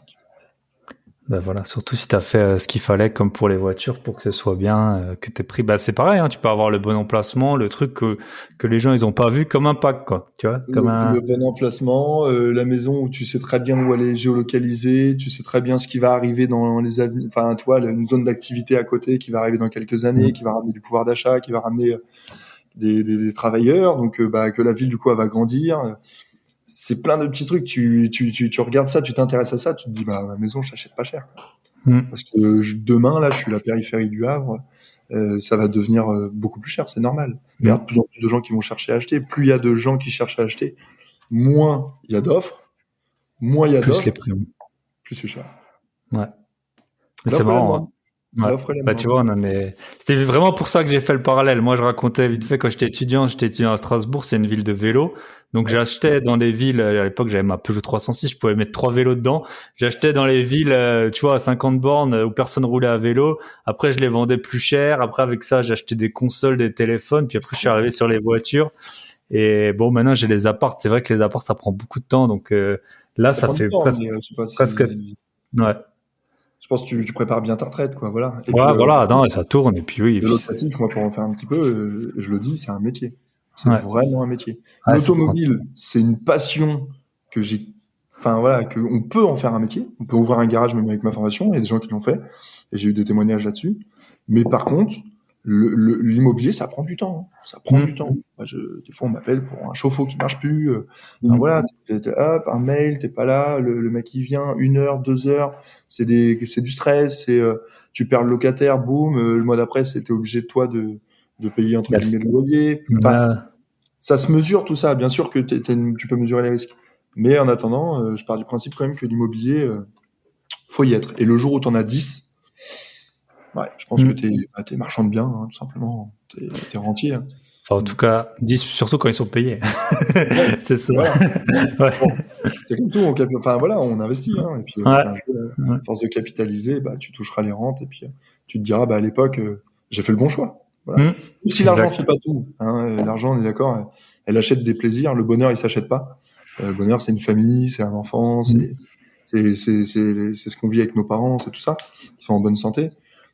Mais acheter du plaisir peut aussi procurer du bonheur et peut apporter du bonheur. Bien sûr. Donc, ça y contribue. Voilà. Et puis quand tu as de l'argent de côté, en général, tu dors mieux. Enfin, des revenus qui tournent tout seuls. Voilà, ça te crée du temps. Différemment aussi. Voilà, différemment aussi. C'est clair. Ça marche. Eh ben, écoute, Marcus, ça m'a fait super plaisir. Donc, si on veut te contacter, ta formation, j'ai regardé, parce que dans l'immobilier, on connaît bien les formations qui sont super chères. Ta formation, elle est pas très chère, hein, donc. Non, là, je l'ai mis qu'à 197 €. Je partais du principe qu'une carte grise, c'est entre 300 et 400 € sur certains modèles. Donc, celui qui était capable d'acheter une carte grise était capable de prendre ma formation. Voilà, 197 €. Pas la mettre trop cher pour ça. Et là, par contre, j'ai signé avec ça va être mes agents, entre guillemets, avec des professionnels de la visibilité via les réseaux. Et on va faire exploser cette académie en septembre. On a refait tout. Il y a des ventes additionnelles. Il va y avoir des techniques encore différentes. Enfin, voilà. M7 Academy, ça va vraiment être une académie complète de A à Z. Ça a très bien marché en 1 an. Et là, je me dis, après tout, allez, c'est parti, on y va. Donc, j'investis et intelligemment. Top. Je sais que j'aide beaucoup de gens. Donc, pour l'instant, j'ai que des bons témoignages. Donc, à partir du moment où j'apporte quelque chose de bien à des personnes, je vais continuer. Voilà, si vous avez 18 ans que vous roulez en Twingo, c'était quoi, une Twingo 2 que t'avais? Twingo 2, blanche. Blanche, et j'avais pas acheté une femme. Mais Et non, non, ma Twingo. sœur, elle avait une Twingo, et maintenant elle roule en 3008. Punaise, elle aurait pu dans le même, dans le même temps passer de la Twingo à la 599. Elle avait fait Donc une voilà, française. Elle a pas un voilà. choix. Ok. Bon, ça marche. Allez, bah Marco, ça m'a fait super plaisir. Donc ouais, si on veut te retrouver, M7. Alors, m7-academy.com avec un Y académie. Voilà. Et puis sur Instagram, marco.lh7. Voilà. Et puis Top. le hashtag M7, vous retrouvez beaucoup de mes publications dessus. On va atteindre bientôt les 100 000 abonnés. Et c'est avec plaisir qu'ils viennent s'abonner et je réponds à tout le monde dans la limite du possible. Mais en attendant, je Bien laisse sûr. personne sur le côté. Voilà. Ok, top. Allez, bah je te souhaite une très belle soirée et puis à Allez, très bonne soirée bientôt. à toi. Ciao. Salut, à plus. Ciao. Et voilà, on arrive au terme de cet épisode. J'espère qu'il vous aura plu. Petit rappel, ce week-end, donc à venir, donc si je me trompe pas, ce sera du vendredi 23 au dimanche 25 septembre. Je serai à Bordeaux pour le salon de l'investissement immobilier. Si vous y êtes aussi, bah, n'hésitez pas à me contacter à l'avance. Vous pouvez m'écrire sur Instagram, par mail info@bybypatron.net ou sur Telegram. Vous pouvez me rejoindre sur le groupe Telegram. Et puis du coup, vous pouvez m'envoyer des messages perso via ce canal.